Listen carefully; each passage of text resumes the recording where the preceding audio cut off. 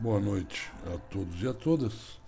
A EcoConsult, no intuito de colaborar com os novos piscicultores e carcinicultores, vem aqui discutir. O simbiótico surge aí como uma nova abordagem e ele vem aí em substituição a algumas ideias mixotrófico, politrófico e o próprio biofloco. O que vem a ser o simbiótico? É prebiótico, mas probiótico fermentado representa o simbiótico. O surgimento de diversas doenças que acometem a carcinicultura, como a mionecrose infecciosa, a síndrome de Taura, a própria mancha branca, a doença da cabeça amarela, entre uma série de outras, vem buscando novas abordagens no convívio com essas doenças. As estratégias convencionais baseiam-se aí na aplicação de antibióticos, como o TM700, o Aquaflor, e coloquei aí à volta mais alguns, simbolizando os que se usam em aquicultura. O simbiótico surge pela combinação de alimentos de baixa digestibilidade associados a lactobacilos, bacilos e outros tipos de bactérias benéficas que, através de um processo da fermentação, formam o conjunto simbiótico.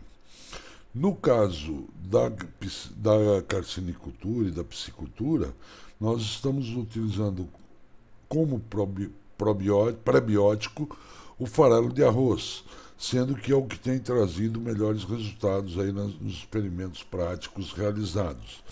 Infelizmente, temos muito pouca literatura na nossa área como científica a respeito dessa abordagem. Porém, nós estamos usando literaturas da área de pet, da área de outros criadores, de outros tipos de criação, galinha e tudo mais, para criar uma abordagem também para a carcinicultura e piscicultura, né? Criando uma nova modelagem de estratégia de combate a todas essas virulências que atacam os nossos cultivos aqui no Brasil e no estrangeiro também, né, como forma de viabilizar a atividade. A nível internacional, a FAO, ano passado, lançou nas suas edições a respeito dos ramos de atividade da economia uma reportagem, um dado sobre a produção e utilização de simbiótico na carcinicultura. O Brasil tem uma estimativa que 20% das fazendas de camarão estão utilizando simbiótico. O Equador, 1%. Em Belize, 100% da atividade já usa o simbiótico. Na Coreia, está sendo utilizado apenas nas fazendas de interior. Nas fazendas litorâneas ainda não estão sendo usado. E é 30%. O Vietnã com 1%, a Indonésia com 1%, a China com 1%, o que demonstra que ainda no meio asiático está muito baixa a utilização do simbiótico. Somente a Coreia que está assim, um pouco mais à frente. E a Índia, que há 15 anos já utiliza o sistema, está atingindo aí os 90% de utilização. A discussão hoje visa aí responder ou tentar responder, né, porque nós não somos donos da verdade, algumas perguntas. Qual é o protocolo que está sendo utilizado? Qual é a dosagem? Qual a periodicidade de uso? É necessário fazer balanço iônico? Necessita fazer fertilização inorgânica? Os riscos envolvidos nesta operação? E o custo do simbiótico? Se ele é caro, se ele é barato, se ele traz algum benefício econômico para o produtor. Vamos tentar aí abordar essas questões de uma maneira mais prática e mais rápida, sem entrar em muitos detalhes técnicos. Basicamente, aí, quanto a protocolo, nós temos aí 2 protocolos e que não são fechados, não.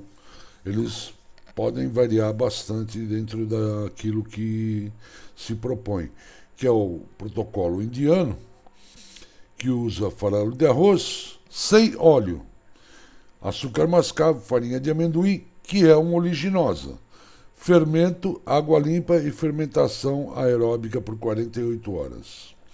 O protocolo simbiótico defendido por outra corrente usa o farelo de arroz com óleo, com 15 a 20%, 12 a 20% de óleo, o que traz uma característica de flutuabilidade, ou seja, não há aquela necessidade de ficarmos revolvendo com tanta sofreguidão como no biofloco, a utilização de probiótico, enzimas, um buffer, que seria no caso o bicarbonato ou carbonato de cálcio, água limpa esterilizada e fermentação aeróbica por 24 horas. Esses seriam os dois protocolos básicos que nós podemos discutir. Em termos de composição, o protocolo simbiótico para 1 kg de farelo de arroz usa de 2 a 3 gramas de probiótico, de 1 a 2 gramas de enzimas. Essas enzimas basicamente são celulase, glucanase e amilase. Usa o buffer também, o bicarbonato ou carbonato de cálcio, a 0,5% da matéria seca de farelo de arroz, 10 litros de água limpa esterilizada e a fermentação aeróbica. Essa aqui seria a receita para preparo de 1 quilo.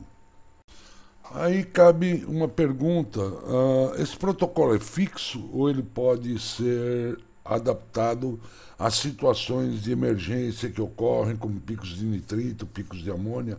Ele pode sim. Nós estamos usando um protocolo simbiótico um pouco diferente, que para 1 quilo de farelo de arroz, nós usamos de 3 a 5 gramas de N-Aqua, 2 a 5 gramas de Epsin G2, 50 gramas de bicarbonato de sódio, 100 gramas de melaço. Estamos usando Saccharomyces, que elas entram no processo como fonte nutricional para os próprios camarões, além da ação de predominância que ela tem sobre bactérias patogênicas, numa percentagem bem mais baixa que as lácticas, tá?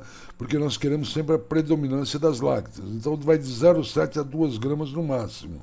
Água desclorada e desclorada em 10 litros e a fermentação aeróbica por 24 horas, garantindo que, além da questão pré e probiótica aportada pelo N-Aqua e pelo Epicin, tenhamos também uma fonte proteica biológica, que seriam as Saccharomyces no sistema. A segunda pergunta que cabe é com relação à dosagem, né? Então, nós não podemos considerar a dosagem somente pela quantidade de água do tanque. Nós temos que considerar a dosagem em função da densidade populacional que nós temos em cultivo, tá? E aqui nós temos uma tabelinha que nós estamos adotando para 2.000 PL por metro cúbico, ou 2 PL por litro, né? Até 10 PL por litro, ou seja, 10.000 PL por metro cúbico. Em que nós partimos de 6 ppm até 30 ppm na fertilização orgânica e depois no uso contínuo de 2 a 10 ppm. Esses dados aqui são para um berçário de 30 metros cúbicos, tá? Faz parte de uma planilha que nós temos para calcular a dosagem a ser aplicada. E essa dosagem pode variar também de acordo com ajustes necessários durante a produção. Essa segunda tabela se baseia na primeira também. A primeira era para berçários e essa aqui é para engorda, né? E aí já estamos aí variando desde sistemas extensivos, menos de 12 camarões por metro cúbico, até a entrada de sistemas superintensivos aí a 250 camarões por metro cúbico, tá? Temos aí a representação variando de meio a 15 ppm durante a fertilização e de 0,3 a 5 ppm para a variação de acordo com o sistema adotado de produção. A próxima pergunta a ser respondida é qual a periodicidade que eu devo usar esse produto na água. Nós nos baseamos num trabalho internacional da Octaviana, em que ela analisou três períodos de uso. A utilização diária, a utilização 2 vezes por semana e a utilização semanal. Pelos gráficos aí nós percebemos que a sobrevivência foi maior no tratamento P1, o qual ele era aplicação diária. Outro fator interessante é o ganho de peso diário, né? Pode-se ver que tem mais significância também no tratamento P1, o ganho de peso diário, né? Ele traz um maior ganho de peso diário. E o terceiro gráfico, que é a taxa de conversão alimentar, ele apresentou a menor taxa foi o tratamento P1. Então a aplicação diária também serviu como nutrição para os animais. Na próxima pergunta é o seguinte: no sistema simbiótico, eu necessito fazer balanço iônico? As características osmorreguladoras não se alteram de um sistema para o outro. A necessidade de termos um ambiente compatível com a necessidade do animal ou da espécie em cultivo, ela permanece. Então, o balanço iônico ele é uma necessidade em qualquer sistema de cultivo. Nós vamos precisar realmente fazer o balanço iônico em sistema natural, em sistema biofloco, em mixotrófico ou em simbiótico. Essa necessidade não deixa de existir no sistema simbiótico. A próxima pergunta é se é necessário fazermos fertilização inorgânica. A base da cadeia trófica do Lithopenaeus janamei, ou de alguns crustáceos, é o Fictius ou plâncton. Nós necessitamos desenvolver algum fitoplâncton e diatomáceas para compor parte da cadeia trófica do camarão. Então, a fertilização inorgânica ela continua sendo necessária como prática ao cultivo. E ela pode ser feita num tanque à parte, bombeada para o tanque de cultivo, ou pode ser feita dentro do próprio tanque de cultivo, assim como o balanço iônico. Tá? Então, não dispensa a necessidade de uma fertilização inorgânica, não. O simbiótico continua precisando da formação de fitoplâncton e diatomáceas. Quanto à fertilização orgânica, nós estamos aqui, veja aqui nesse campo aqui em cima, que nós temos aí dia 7 ao dia 1, antes do povoamento. Isso aqui é uma fertilização orgânica com uma relação carbono-nitrogênio de 12:1. Então nós estamos dando um sistema bastante estável, ao sistema uma condição bastante estável, dentro de uma relação de carbono-nitrogênio que privilegia a formação de diatomáceas, tá? E não sendo necessário nenhum outro protocolo de fertilização, na minha concepção. Isso é passível de discussão. Tá? Devo entrar com parte do protocolo de biofloco? Algumas pessoas dizem que sim, outras dizem que não. Eu não vejo sentido em termos duas fertilizações orgânicas. Apenas uma, para mim, já seria suficiente. Quanto aos riscos, pessoal, todo processo fermentativo ele tem uma parcela de risco se nós não tomarmos alguns cuidados. Mamãe fazia aquele repolho conservado, fermentado. Os europeus têm muito hábito de guardar conservas fermentadas. E todo esse processo de fermentação é feito sob condições higiênicas muito, muito grandes. Eu fiz questão de escrever aqui realmente esse ponto, todos os outros pontos eu pus de modo gráfico ou de modo tabelado, mas aqui eu quis realmente pôr de modo escrito, porque se nós tivermos no ambiente bactérias indesejáveis, bactérias patogênicas, nós podemos fazer um produto fermentativo de péssima qualidade que gerará problemas. Então, o antagonismo entre a existência de espécies ruins, benéficas, e espécies boas está diretamente ligado ao fato de que você pode desenvolver bactérias ruins. Você pode ter uma predominância de bactérias virulentas, que não é o desejo nosso aqui no momento, não é? Então eu deixo aqui essas 4 recomendações como forma de nós garantirmos um processo fermentativo livre de contaminações indesejáveis. Tá?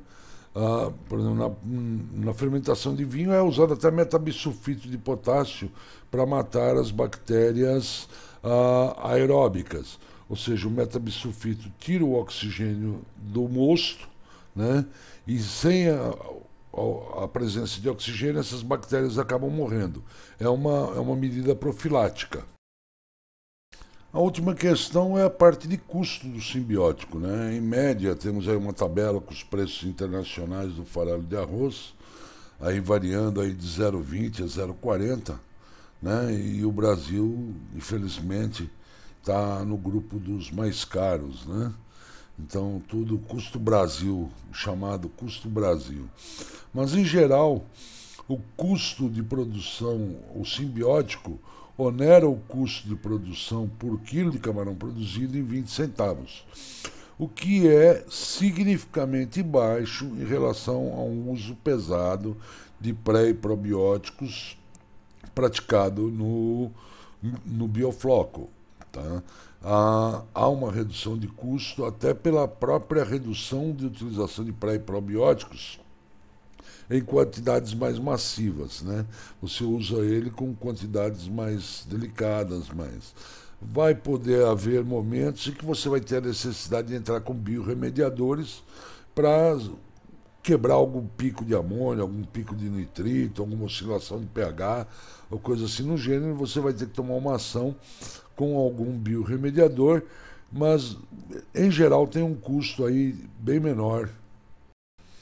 Quanto aos benefícios, ele atua no controle de patógenos, principalmente na vibriose, EMS, a PHNS, a fezes branca, a mancha branca e algumas outras como doença da cabeça amarela, aquelas que já foram citadas anteriormente. Ele tem a característica de manter a qualidade da água extremamente estável, pH e oxigênio estabilizados. Isso ajuda na promoção das diatomáceas. A relação carbono-nitrogênio estabilizada, sempre equilibrada, trabalhando aí numa relação constante de 12:1. Isso traz um maior controle das cianobactérias. A mínima troca d'água, normalmente tem se trabalhado com 1 a 2% de troca de água dentro do sistema simbiótico. Porém, como essa água tem uma quantidade muito menor de matéria orgânica, ela gera menos impacto ambiental e tem uma estabilidade de parâmetros de água muito maior. Tem uma menor taxa de conversão alimentar, ou seja, você ganha aí na TCA de 10 a 30% a menos de ração do que no biofloco, porque ele contém comida viva, e isso favorece um crescimento mais rápido, um crescimento mais acelerado, encurtando o período de ciclo. Isso nos permite ter mais ciclos por ano. Há uma redução da matéria orgânica dentro do tanque. Ela representa 10 a 20% da matéria orgânica que nós teríamos com biofloco. Nós temos um fundo mais limpo, que vai gerar menos problema de oxidação dessa matéria orgânica. Nós temos menos sedimentos, tá? Então nós temos um ambiente muito, muito mais limpo que no ambiente do biofloco. Os camarões se tornam mais ativos porque eles estão num sistema balanceado, eles não estão sofrendo processos de estresse, né? Muda pH para cima, muda pH para baixo, muda a temperatura, muda isso, muda aquilo, muda amônia, muda nitrito. Então, um sistema bem balanceado traz menos condições de estresse aos camarões. Isso aumenta a resistência do camarão, a sua imunidade, né? E ele está menos suscetível à variação dos parâmetros. Quanto à salinidade, o simbiótico pode ser usado desde salinidade 0 a 45 ppm, o que nos permite criar diversas ou várias espécies de crustáceos ou até mesmo de peixes. Tá? E ele se aplica em qualquer sistema de cultivo, incubadora, de larvicultura, berçário, extensivo, intensivo e superintensivo. O que vai variar aí é a dose de aplicação e o manejo em cada uma das situações. Vamos agora aí observar algumas experiências que estão ocorrendo aí pelo mundo afora, na Tailândia. Aqui temos o exemplo de duas lagoas, uma com 0,64 hectares, a outra com 0,4 hectares, né, estocados no dia 23 de julho, despescados no dia 2 de outubro. Julho, agosto, setembro, outubro, 3 meses, 71 dias de criação, o outro 67 dias. Os dois tanques foram estocados com 900 mil PL, né, numa densidade de 140 e de 225 PL por metro cúbico. Tivemos na despesca camarões por quilo, né, 76 camarões por quilo, 82 camarões por quilo. Peso médio de 13 gramas, 12 gramas, com taxas de sobrevivência acima dos 84%. Uma biomassa total de 9.300 quilos, com fatores de conversão alimentar próximos a 1, entre 1 e 1,1, dando uma produtividade por hectare de 23,15 toneladas por hectare. Isso aqui é uma experiência lá em um cultivo em Colima, no México, em tanques de 3.000 metros quadrados, né, com 1% de troca diária, receberam PLs 25, né, para engorda, e sistema de construtivo dos tanques bastante interessante. Densidade de estocagem 200 camarões por metro cúbico, tempo de cultivo de 90 a 105 dias, taxa de sobrevivência antes do FRB, 30%, após o uso do farelo de arroz fermentado, subiu para 83%. Toneladas por tanque, 3.000 pulou para 8.500, quilos por metro cúbico ou metro quadrado, de 1 quilo pulou para 2,7, e o tamanho do camarão pulou de 12 para 17 gramas. Praticamente no mesmo tempo, conseguiu fazer um camarão bem maior, né, o que tem um preço agregado muito interessante. Agora vejo que gasta bastante aeração. São 24 CVs por lagoa, ou 80 CVs por hectare. Essa foto é de Medan, na Indonésia, dados de 2017, antes do FRB 30 a 40% de sobrevivência, após o FRB de 85 a 93%. Eles trabalham com povoamento direto, eles não usam berçário, tá?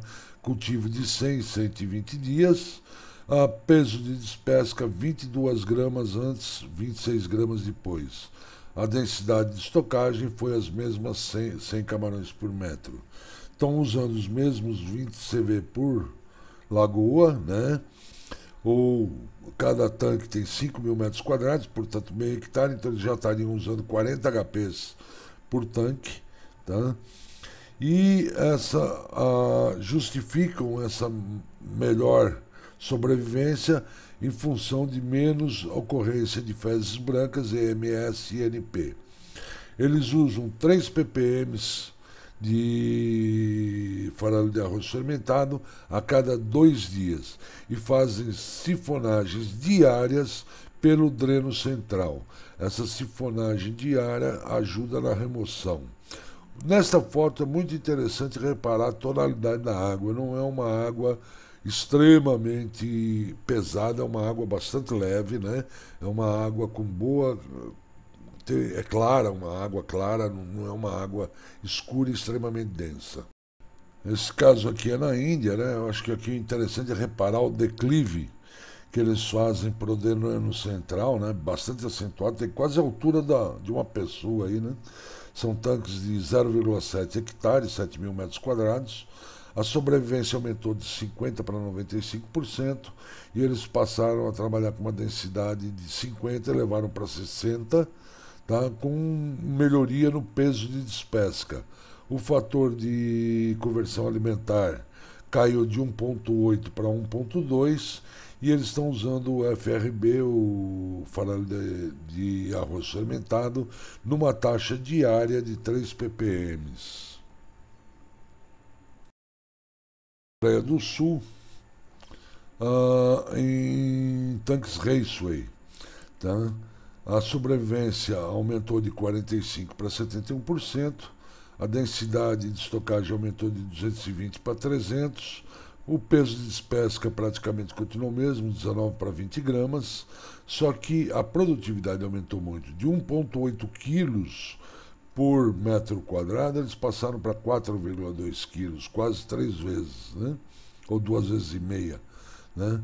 A biomassa total aumentou de 3.300 quilos para 7.600 quilos e, muito interessante, o tempo de cultivo caiu de 167 dias para 118, para praticamente o mesmo peso de despesca.